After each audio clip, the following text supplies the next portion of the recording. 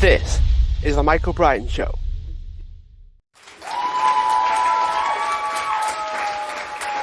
Hi everyone, welcome back to the show, and today I'm joined by Dr. Vincent, who is a molecular health scientist. It's how he spends most of his time, and he's actually invented a way of getting antioxidants from fruit, and if I think it's specifically apples. So Vincent, thanks so much for being a guest.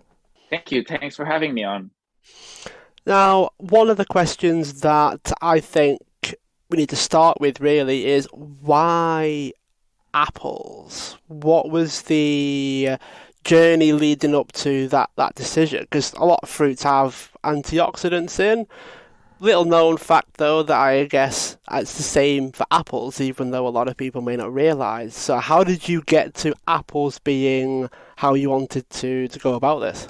Well, like you said, Michael, a lot of people probably because apples are very common. It is a type of fruit that we see every day at the grocery stores, in the fruit bowl. So people don't really think twice about it. However, the saying "an apple a day keeps the doctor away" holds a lot of truth. As a matter of fact, it is one of the very few saying that exists both in Western and Eastern culture through generations. It has been passed through in Chinese culture as well as in the Western culture. So our ancestors, generations that came before us, knew that apples really help to strengthen our health, to make ourselves healthier, and to keep us well. It's just that they didn't have the science to explain that.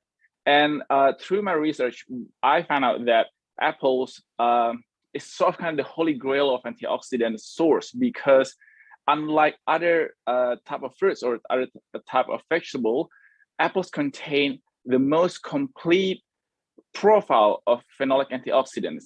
It has 8 different types of phenolic antioxidants from 3 different families. Basically, it is the only one true broad spectrum antioxidant, in that it has a broad spectrum, different types of antioxidants in a good quantity that our body can easily absorb, compared to, or as opposed to, antioxidants that are, say, for example, prevalent in blueberries, which is anthocyanin, while other type of antioxidants are not necessarily found in this fruit. Whereas apples have quercetin, gallic acid, catechin, anthocyanin, every different types of antioxidant from different families. Together, it actually provides a better protection, against free radicals. So I guess an apple a day keeps the doctor away really holds a lot of truth scientifically. But I always joke that the reason why I'm so enamored by apples was that that there are 3 apples that have changed the course of humanity. The first one is Adam's apple, the second one is Newton's apple, and the third one is Steve Jobs' apples. And I really think that without being too arrogant or without being too optimistic about myself, I want to be the world's 4th apple. I want Vincent's apple to change the world in the way that it can make people healthier and happier. How much is actually in a single apple? Getting back to the analogy, an apple a day keeps the doctor away. Is one apple actually enough? The short answer is no.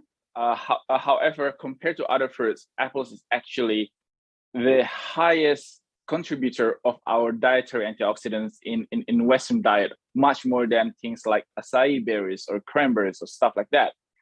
And this is the reason why I started my research back in 2010 with the University of Newcastle. It was a joint research program with the Department of Primary Industry in New South Wales, which is a state government agency. And the purpose of the study, the aim of the research, was to figure out a way to extract and activate phenolic antioxidants from fruit, in my case, apples, without the use of any chemical solvents or without the use of any synthetic components. And the reason why that was the aim was because scientists all over the world, we are sort of kind of in agreement that phenolic antioxidants have health benefiting effects in our health, into our body. However, the absorption in our body is very poor. Biologically, it's not very bioavailable to our body. So uh, if our body can't absorb any compound, in this case phenolic antioxidants, in the most optimal way, it means that our body can't metabolize it.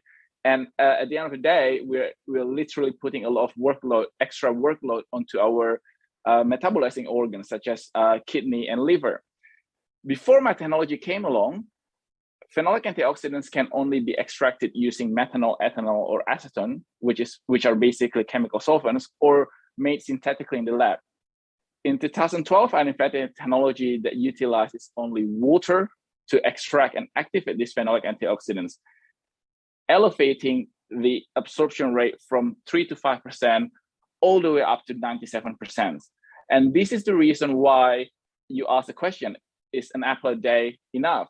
This is the reason why when my technology is applied, we can create an extract that has an equivalent of 2 kilograms of apples or 20 apples. And this is the scaling up of my technology. So instead of asking people to eat 20 apples, which can be hard to achieve, as well as not very good for our health because of the sugar component in apples, we extract the health benefiting components from apples and concentrate it into a form that people can take every day easily, be it in the powder form or in the tablet form.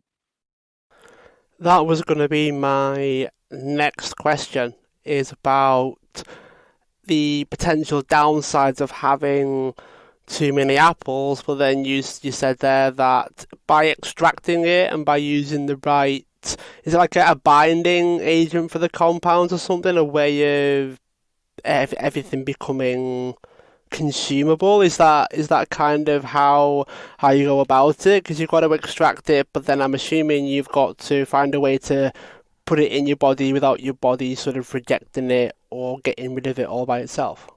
That is very true, Michael. As a matter of fact, you touch on a very important point, because the reason why extraction technology using chemical solvent is not very good for our body is not because the chemical solvent itself or themselves are dangerous to our body, which they are. However, technology, before my technology came along, there has been technology that existed in terms of taking out those chemical solvents from the final product. The problem is, like you pointed out, when you introduce something into our biological system that is not compatible, our body will reject that. Our body does not contain or does not possess any of the chemical solvents that I mentioned, methanol, ethanol, or acetone. So how do we expect our body to be able to digest, metabolize, and absorb, let alone utilize this compound? My technology was based on a natural process in our body called hydrolysis, which is the breaking down of substances using water. And being the result of water extraction and activation, when we introduce activated phenolics into our body immediately recognizes the extract, absorbs the extract, and is able to utilize these extracts up to the cellular level. And this is the reason why, instead of saying that our natural antioxidant is the most powerful or the highest concentration natural antioxidant, we use the word potency. Our products are the most potent natural antioxidant, because potency is not a marketing term. Potency can be defined scientifically. It has a lot to do with the concentration, yes, the profile of the antioxidant, as well as the absorption, because it doesn't really matter how high the concentration of anything that you put into your body. When at the end of the day, what matters is how much your body can absorb safely and utilize it towards its benefits. If it's okay with you, Vincent, it might be worth actually breaking these concepts down for people a little bit, just so Yeah. people have a bit more to go on. So, very quickly, what would you classify as an antioxidant, and why do we talk about things like extracting, absorbing, utilizing, just so people can get a better understanding of it? Yeah, antioxidants are a group of compounds that can occur naturally in nature that has the ability to prevent oxidation by donating their electrons to free radicals, so that instead of these free radicals attacking our cells, the antioxidants basically are sacrificing themselves to protect our cells, so that our cells remain stable and do not mutate. And oxidation, which is the result of something being attacked by free radicals, happen naturally around us. So, for example, when you have a piece of metal that is uncoated or untreated and being left out exposed to moisture, to air, to sunlight, slowly it becomes it will rust. And the process of a piece of metal rusting, that is the very example of oxidation.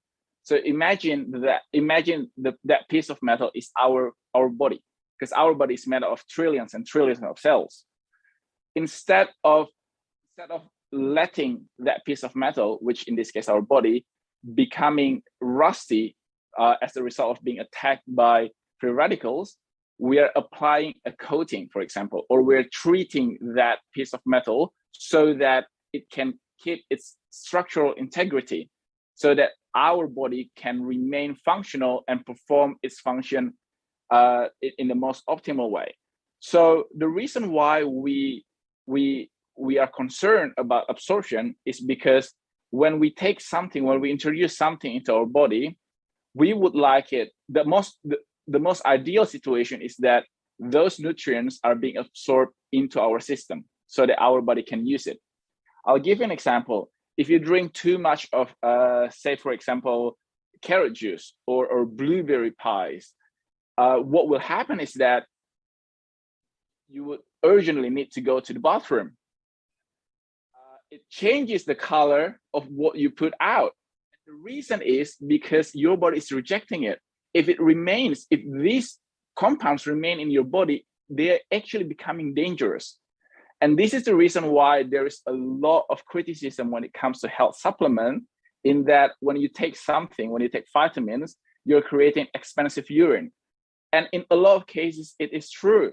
Because say, for example, if you take vitamin C tablets, the next time you go to the toilet and check the color of your urine, it will be bright yellow. That's because your body is rejecting it. Your body is actually not absorbing or utilizing the amount of vitamin C in that tablet that you just took.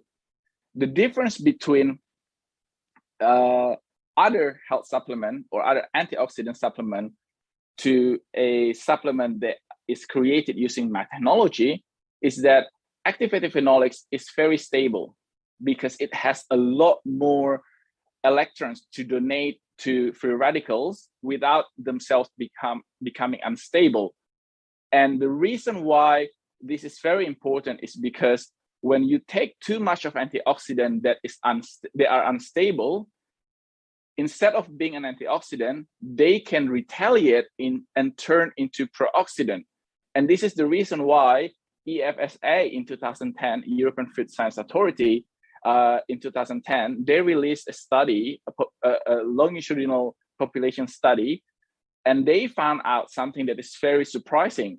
I can't remember exactly word by word, but it is along the line of people who have been taking antioxidant supplements such as vitamin E.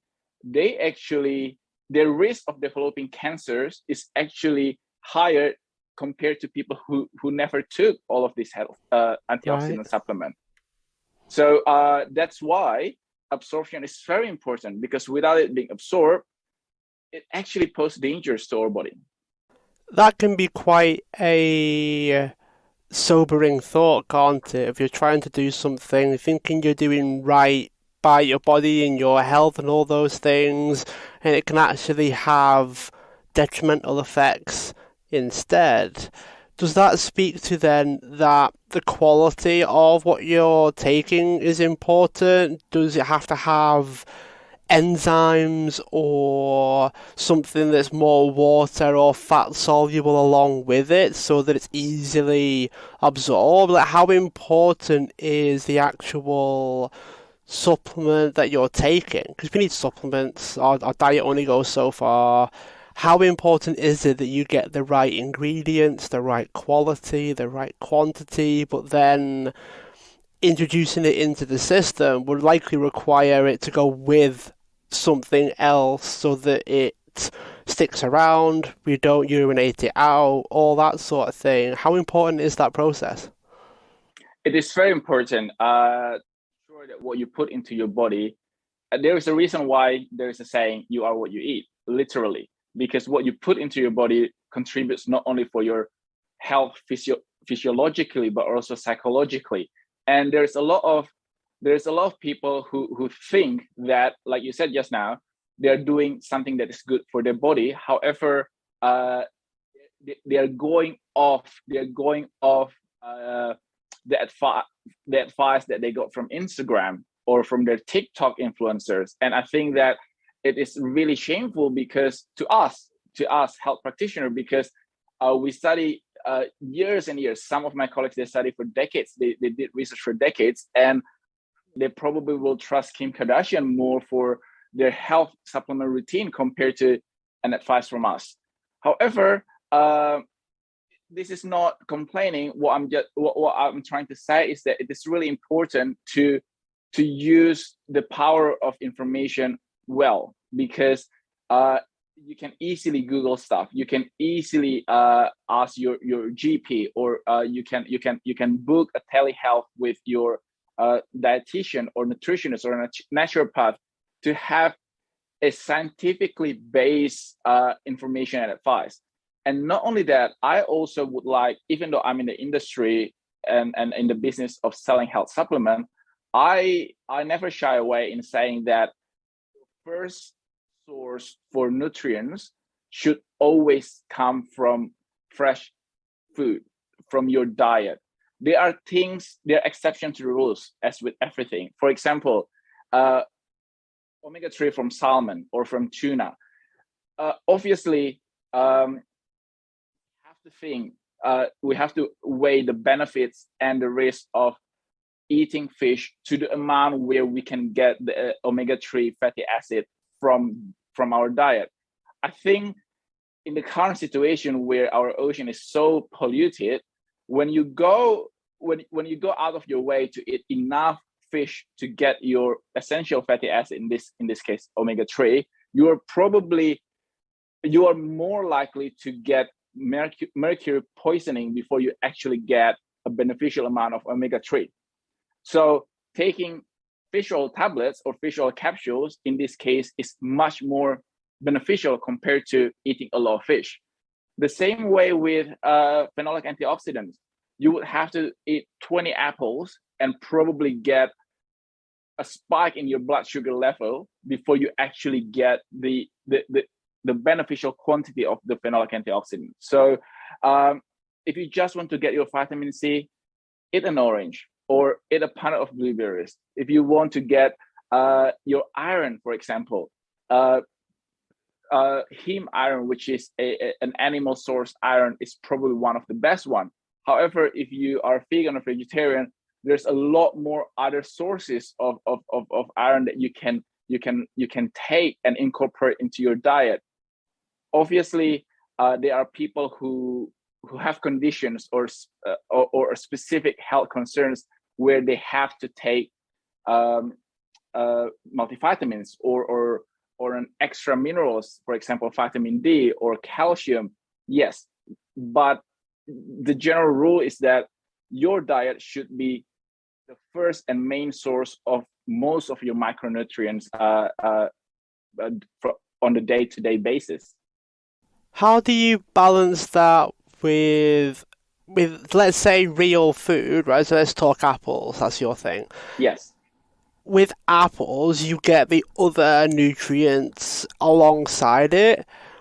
Bit of a technical question now, But does that mean you have to include some aspects of what would be in an apple for the nutrients and the antioxidants to be accepted or digested?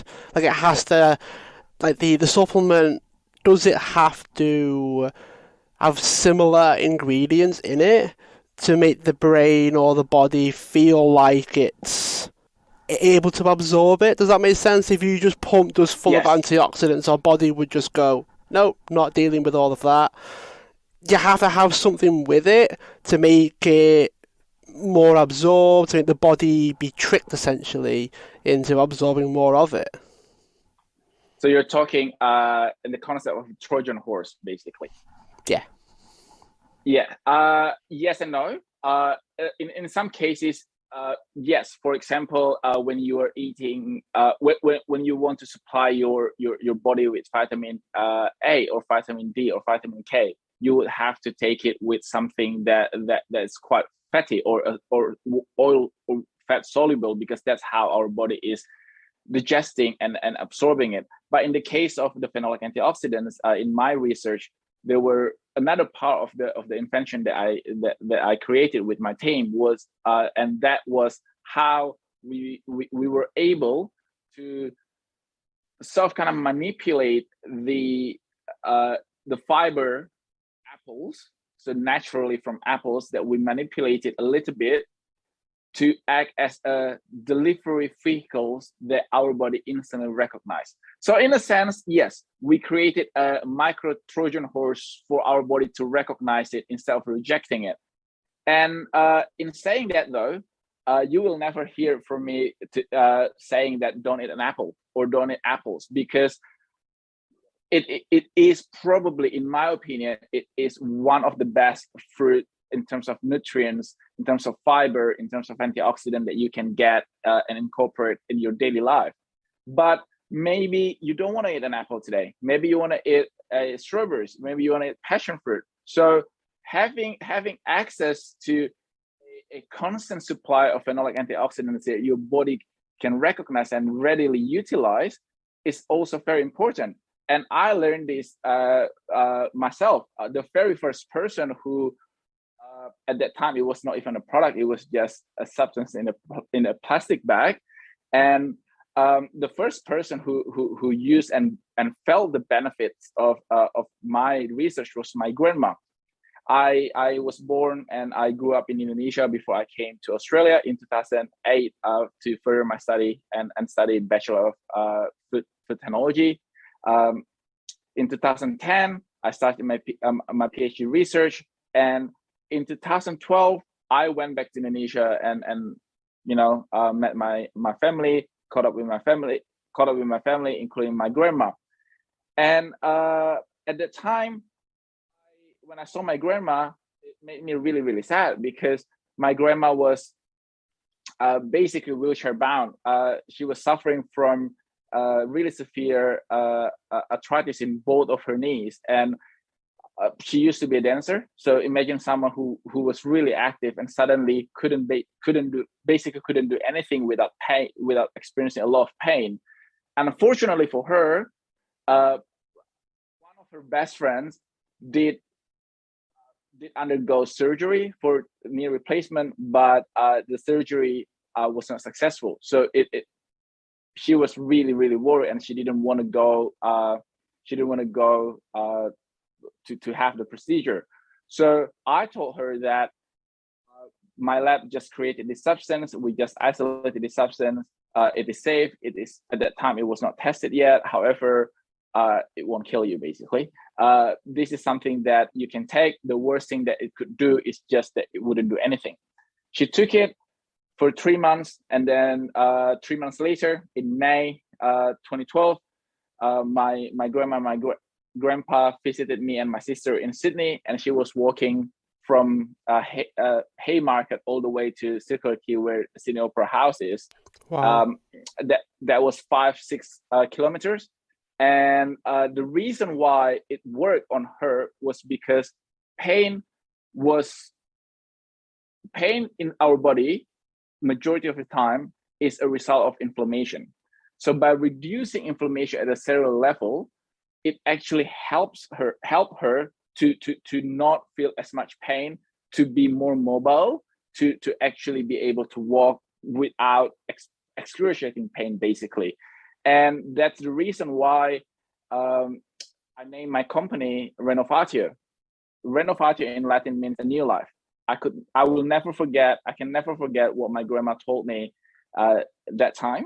In my culture, when someone finish school or graduates from university and gets their first real job, we usually use our first proper salary and take everyone out for dinner or something, or buying a gift to our parents or grandparents. And I can never forget, my grandma told me that I don't have to do that because I have given her a new life. And that was basically the foundation of why I wanted to commercialize the research. When I finished my PhD, it took me some time to reconcile my scientist self and going into the business world, basically.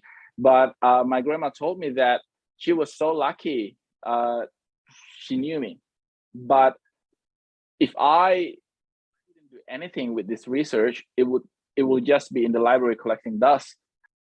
I took 2 or 3 months to think about it and decided that yes, I'm going to do it. I'm going to commercialize the research. However, I told my investor, I had an angel investor, and I told him that I wanted the company to be named Renovatio, which now looking back probably was not necessarily the smartest idea, because it is a word that nobody could pronounce, let alone spell.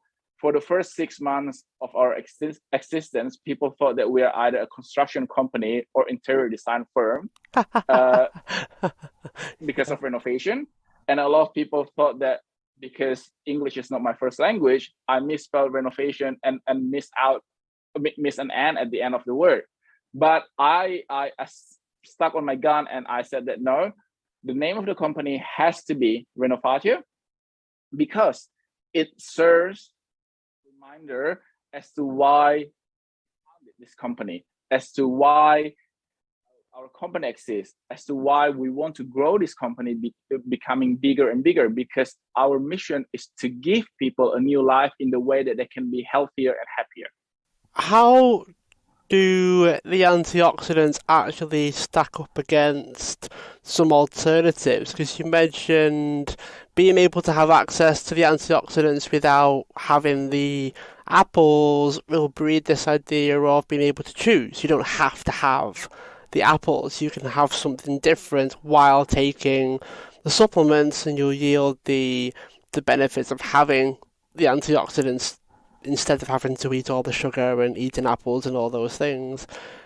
How does it stack up with the alternatives in terms of, if not apples, what about blackberries? What about grapes? Because wine people often have a bit of a story about how wine's quite good against free radicals. I think it's red wine, if I'm not mistaken with that.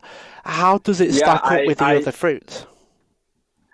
I wouldn't say that I'm a wine connoisseur, but I am a wine enthusiast, and I like to tell myself that when I drink a glass of red wine, I'm actually doing good to my skin or to my body, which is actually, I mean scientifically, you're probably, are you aware of a term, the French paradox? I've heard of it, but explain it for myself and those that don't know. So basically, French paradox, in a nutshell, is that the phenomenon in amongst French people, that they're drinking a lot of wine, they're eating a lot of pastries and basically rich food, buttery, creamy food. However, because of their intake of wine, or this is how they explain it, the incident, or the number of cardiovascular incidents in the population of France is actually considerably low compared to other regions or other population. And that's why they call it the French paradox. And I think that it has a lot to do with the diet, but it also has a lot to do with other stuff. So I'll give you another example. Um, Miranda Kerr, one of the most famous Australian expert in terms of supermodel. I remember in 2000, I think it is around 2012, 2013, at least in Australia, the Miranda Kerr diet in terms of eating a spoonful of coconut oil every day. I honestly believe that she probably really did it or still does it every day. However, we can't just take one item or one habit out of someone's lifestyle and expect the same result. Because I also read that she exercised twice a day, 2 hours every day of the week. You can't just take one thing out of someone's daily life and expect the same result. So basically what I'm trying to say is that yes, red wine contains a lot of antioxidants, but also the presence of alcohol, which is basically ethanol, hinders the absorption of these antioxidants to actually be useful. And not only that, when we consume alcohol, when we put alcohol into our body, it becomes the priority of our body to get rid of this alcohol from our body because it is toxic. The shorter the amount of time that the alcohol remains in our body, the better it is for the body. So our body is our body switches on the survival mode. So by flushing out the alcohol, that it flushes out majority of these beneficial components, including the antioxidants. And that's why I like to think that when I drink a glass of red wine, it's basically taking my one tablet of antioxidant a day. It doesn't really translate to that. However, you raise a really good question. What about blackberries? What about blueberries, which are high in anthocyanin? I think it is something that is very interesting for further research to be done. The other thing that I am personally very interested in is bitter melon. So bitter melon in Asian culture is very well known as the traditional remedy for diabetes. And one of my colleagues, she was isolating a component called saponins from bitter melon, and it does have the effect in terms of reducing the incidence of insulin spike. However, too much of that can also interfere with our normal bodily function. So there is always a balance between risk and benefits. And a lot of people think that just because something is natural, it doesn't mean that it is 100% safe for your body. Because, for example, cyanide is natural, but it is not safe for the body.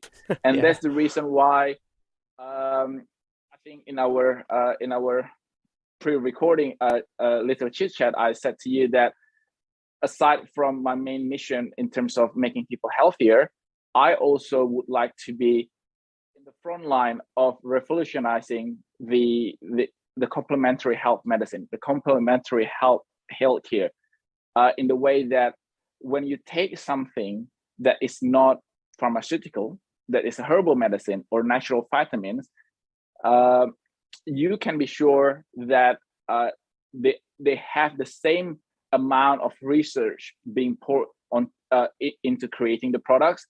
They have the same amount of integrity, and they deliver in terms of what they claim they do.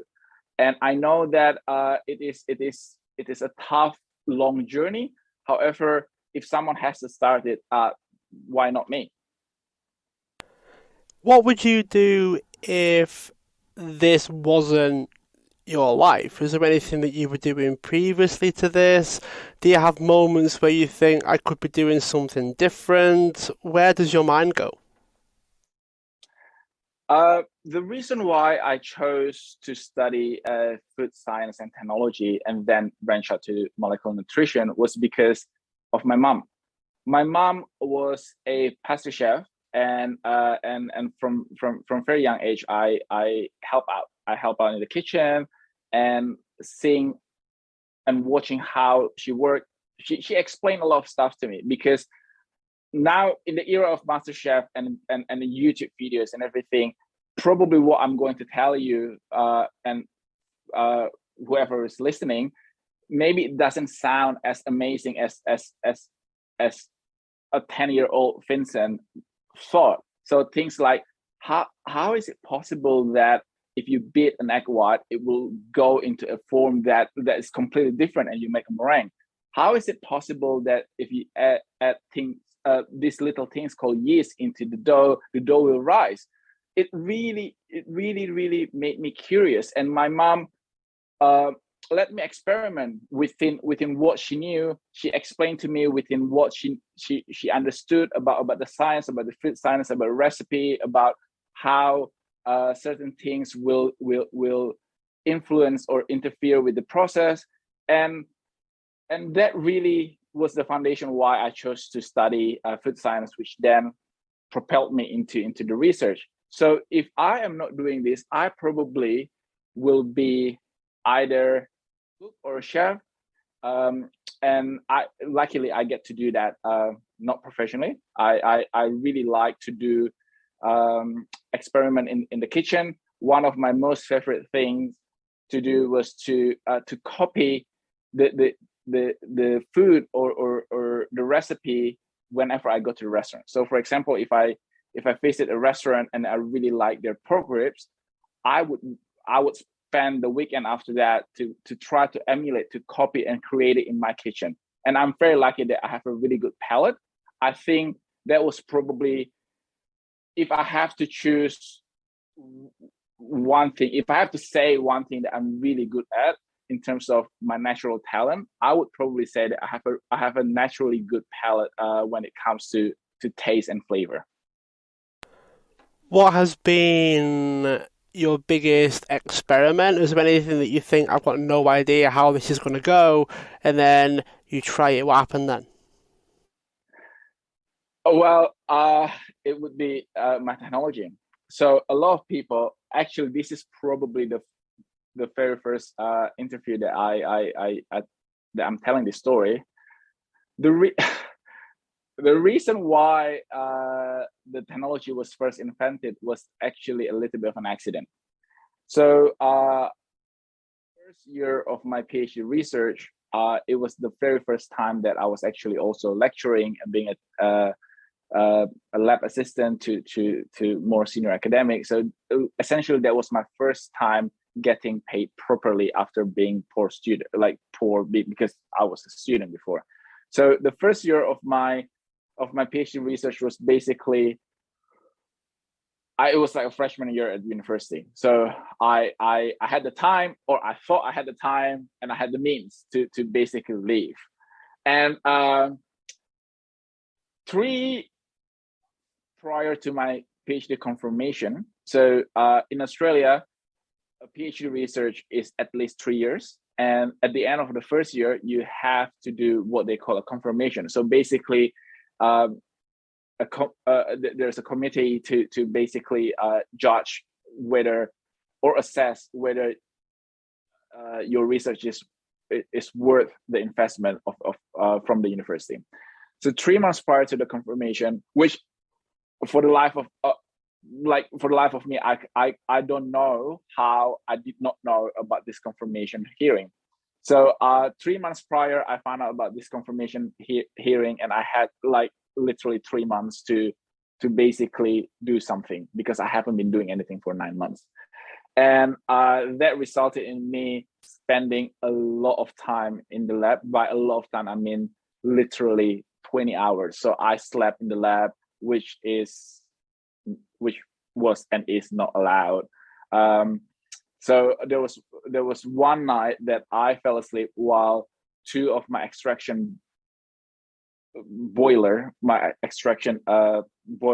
two of them were like running, but I fell asleep, and I didn't actually change the setting. And what happened that the pressure got really high, and it basically exploded onto my bench. However, there was one file that remained intact, and I was this close of throwing that file because I just wanted to get rid of the mess and everything. But because I had nothing else to do, and I thought, oh, okay, let me procrastinate a little bit, and then instead of cleaning, let me just run an analysis on this last file, the only file, and that was actually the one that had the highest what we call free phenolics. It means that the phenolics that has been extracted and activated. So that could be the messiest experiment, but the next step was to basically reverse engineer that to find out what happened before that sort of kind of explosion happened. So if you're asking me, that was probably my biggest experiment in the lab. Kitchen, my biggest experiment is probably trying to put something into the soda stream system, and ended up also exploding things. And I think last year I still found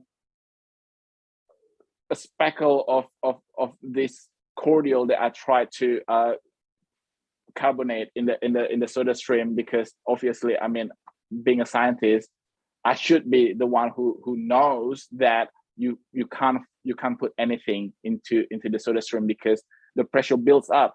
But in the heat of the moment, at that time, I didn't lock down, right? I didn't think of that, and then I just put it into the bottle and exploded absolutely everywhere. But this time around, it actually didn't eventuate into something that is useful. You seem to like blowing things up, Vincent. That seems to be a bit of a common theme we're in.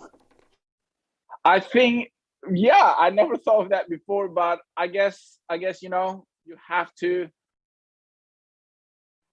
be, you have to be daring enough to take the risk, even though sometimes it ends up with an explosion.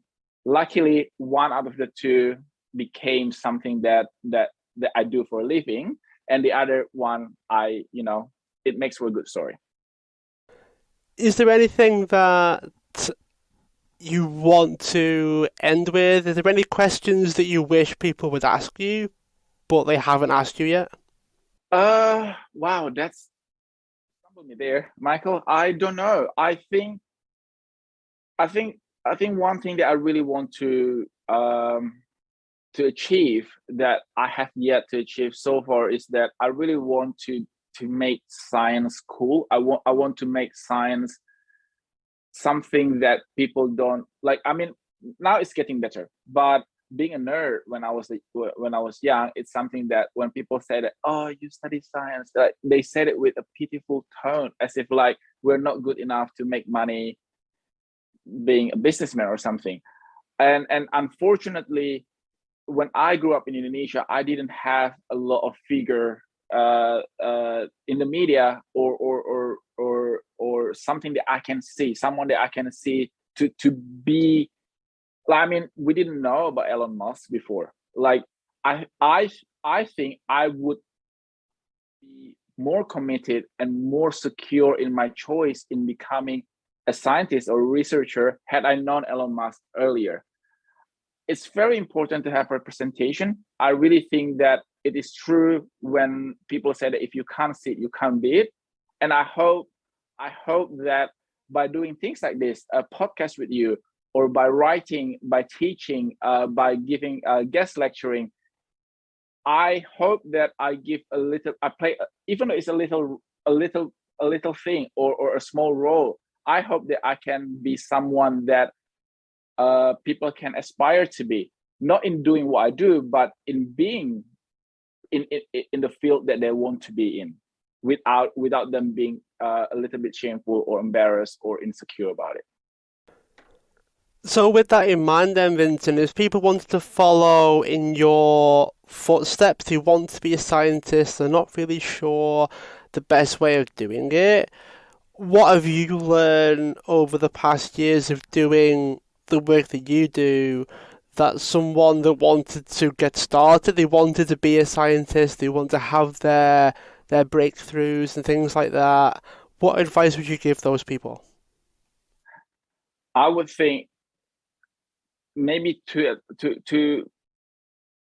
things. First one is to develop a backbone, because doing something that people have never done before, or people don't necessarily believe in, requires it requires you to have a backbone. I remember my parents used to say to me that it is not essential for other people to understand your dream. What is essential is for you to understand your dream. If you understand it, then that's it. That is the most important thing. You can't demand people to understand your dream. And second advice that I would probably say is to develop a thick skin, because just because I am a patent holder and an inventor, it doesn't mean that it didn't come from literally tens of thousands of failed experiments. When I first became an entrepreneur, a lot of people say that, the hardest thing that people don't understand about startup or entrepreneur life is that you will get a lot of no, and a lot of people will feel demotivated because they get a lot of no before they eventually get their yes. I'm not trying to say that's not true, because it's true. However, the amount of no and failures that you get being a scientist and researcher, I think it can be the most demoralizing job on earth in terms of getting a no, or being failing at something. So you have to make sure that understand that it doesn't mean that you're not good enough. It doesn't mean that you're doing something wrong, because it is the nature of the job. The nature of science is you're doing an experiment repeatedly, and you fail, you learn something. It is almost like a method of elimination, and then eventually you will get enough information to invent something new, to solve a problem, to take what you learn from all of your failures and turn it into a success. Do you have any particular failures that come to mind, whether they worked out or whether they didn't? What were the most helpful failures that you've had? When I was 15, to go from my hometown to Jakarta, which is the capital city of Indonesia, because my parents wanted me to have a better education in a bigger city. I went to I got accepted into the best high school in the entire country in Indonesia. And I was miserable. I was really miserable because I didn't have any friends. I didn't have a lot of money. I couldn't really go out. I was homesick. Even though it's the same country, there was still a little bit of culture shock. We speak different dialect, and I remember my math teacher at that time said to me that, Vincent, why bother trying? You will fail anyway. Everything that you do in terms of math will not amount to anything. And actually, I really think that this is the reason why being a teacher is such an important role in anyone's life, be it positive or negative. And that really impacted me really negatively. Luckily, I was really good at chemistry. But obviously, according to this math teacher, if you're not good at math, then why bother continuing living? Basically, that's what he said. And I felt in math, I actually had to move school because they wouldn't have me in the next grade because my math score was not good enough. And I moved to the top 10 best school in Indonesia. It's not number one, it's number 3 instead of number 1. And a lot of people, including my parents at that time, saw it as a failure. But guess what? I flourished. I was happier. I felt that I was healthier. I was in a better state of mind. I had friends. I was still poor, but that's fine. I was happy. And guess what? When I got my PhD, I sent a message to this math teacher, and I said thank you, because had he not say that, I probably wouldn't have the motivation to, come on, Vincent, you can do this. even though you are like shitty at math. And I think um, we are too focused on a failure. It's almost like when you look at a picture, you're zooming in into a mole, and then when you zoom out, it's Cindy Crawford. That's definitely one way to look at it, Vincent. What really stuck out for me there was your ability to reframe adversity or negative feedback and no's and rejection, essentially. How would you help someone have that kind of relationship with pushback and adversity and rejection? Because you seem to have, at the time, a mindset that allowed you to keep going and not just change. Because there's an argument that, well, maybe if you're not that great at it, maybe you should change because you'd be better off.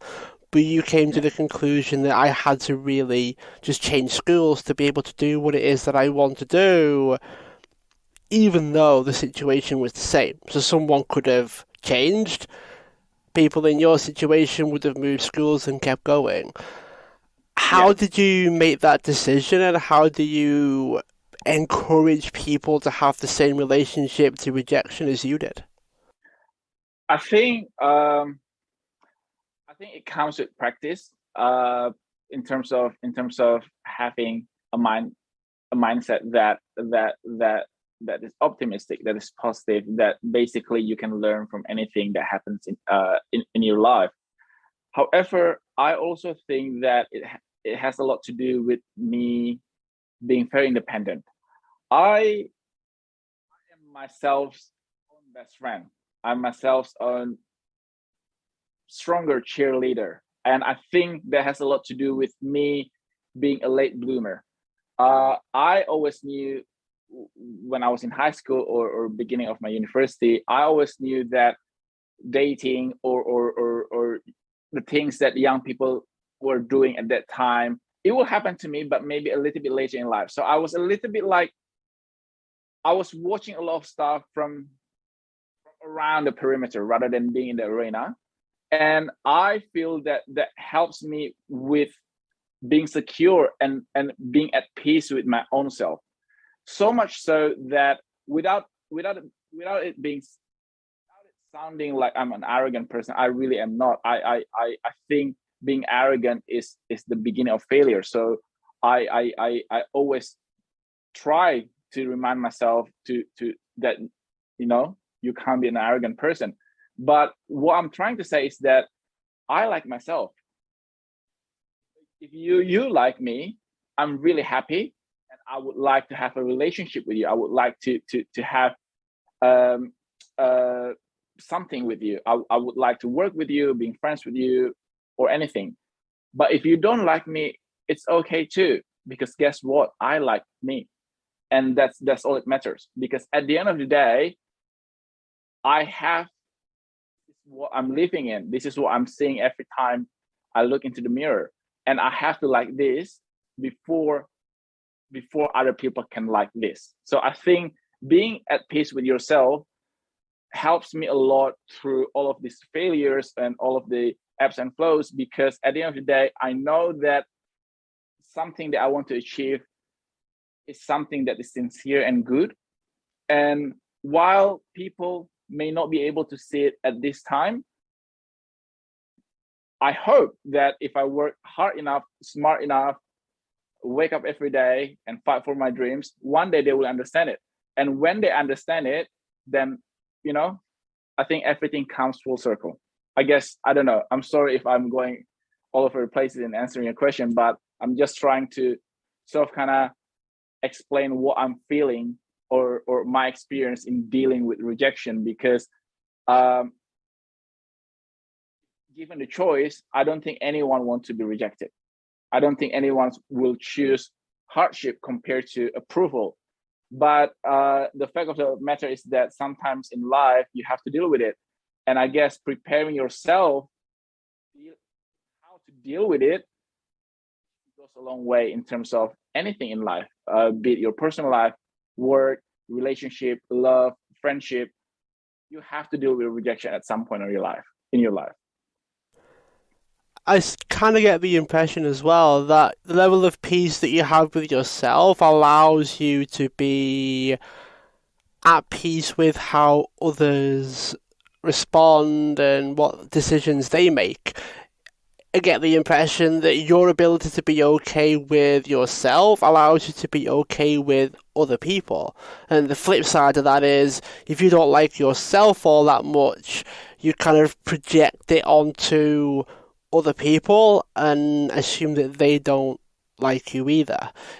Does that speak to how quickly you're able to move forwards in the business and how you're able to negotiate things, communicate with other people?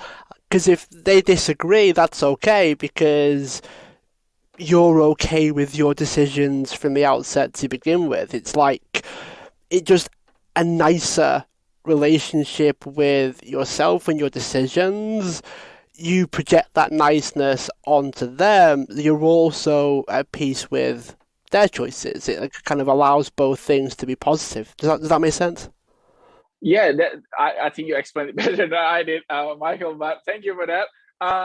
Yeah, I think in my, I mean, I'm only 32, so I'm not like I wouldn't say that from my experience, but for like a better word, from my experience, I see that when people, some people they get easily offended, or they get easily, they always say things like, I feel disrespected, or you're very disrespectful.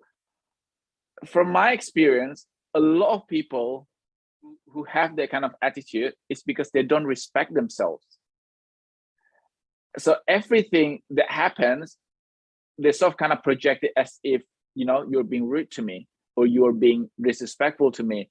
And I think what you said, being at peace with yourself, really helps that relationship of yourself with other people. And this is something that I had to learn as well. I had to practice every day because I am, I would say, I hope people who know me will say that I'm generally a very kind and nice person. And sometimes I have to remind myself that, Vincent, if you can be kind to other people, why do you treat yourself so cruelly? Why are you so critical to your own self? I mean, criticizing yourself is really important as well. But if we take into account that we have to deliver criticism to other people in a nice way, maybe we have to have that same attitude towards ourselves. Sometimes we are very harsh on ourselves, and I think it's just unfair. If you are being nice to other people, why are you not nice to yourself? Yeah, I definitely get the impression that compassion for most people, including yourself, is definitely the way to go. I think a lack of understanding is becoming almost a normal thing. Like we assume no one can understand us, we can't fully understand other people. It becomes a situation where you're never going to get it right because you're not Yeah, psychic and you can't mind read, and there's no possible way of knowing the full story. But as I've started to tell myself as well, Vincent, is as long as you do the best that you can and you're happy with your effort level, I guess, whether you're putting effort towards listening, communicating, saying the right things, making decisions, whatever will be at that point will be because you're doing the best that you can with what you have, and that's difficult when the results aren't what you want them to be. That's a very it, difficult thing when you're doing your yes, best and it that's still true. isn't working out. That's true. But we also have to remember that when you're doing all of the stuff that you just said, Michael, that means that you're not cultivating regrets. Because it's really easy for us to say that it should have, could have, would have, because hindsight is 2020. But like you said, we can't read the future. We don't have the crystal ball. So I think as long as we say that in a lot of cases, my business dealings or anything, personal life, as long as I can say that I have given my best, and when I say that I know that I have, I think that it's easier for me to let go and move on. Yeah, I completely agree with that because you don't ask what if of yourself. What if is something that you can't necessarily improve either because you're doing the best. Therefore, the result that you Yeah, get would be the best no matter what you want essentially beforehand. yeah, and have a little laugh too. I always have the principle that I don't really care if you laugh with me or at me, as long as we are laughing, I'm fine. Like I I think that that has a really important and significant role in making life easier because um sometimes, like you said, regrets happen. Even when you put your 110% into a project, into something, into a relationship, you may not get the result. You may not get the things that you really, really, really work hard for. But yeah, and one thing also came into mind that one of my most liked LinkedIn posts was I remember I remember the situation around why I made that post. I wouldn't go into details, but basically, um, people there was this entity that was a little bit bullyish towards me, because uh, in a lot of people's eyes, we're the phytoplankton in the food chain. I posted that if you can only be one thing today, be kind, because it doesn't take a lot of effort to be kind.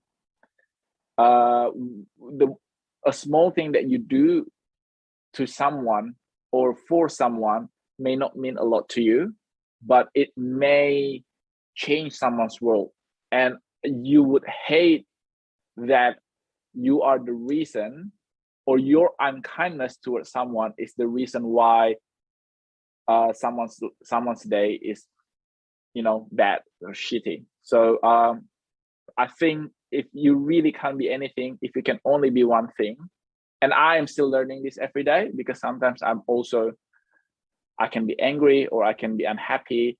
So I just want to probably put it out there, because the more kind people in the world help collectively us, everyone, to make this world a kinder place.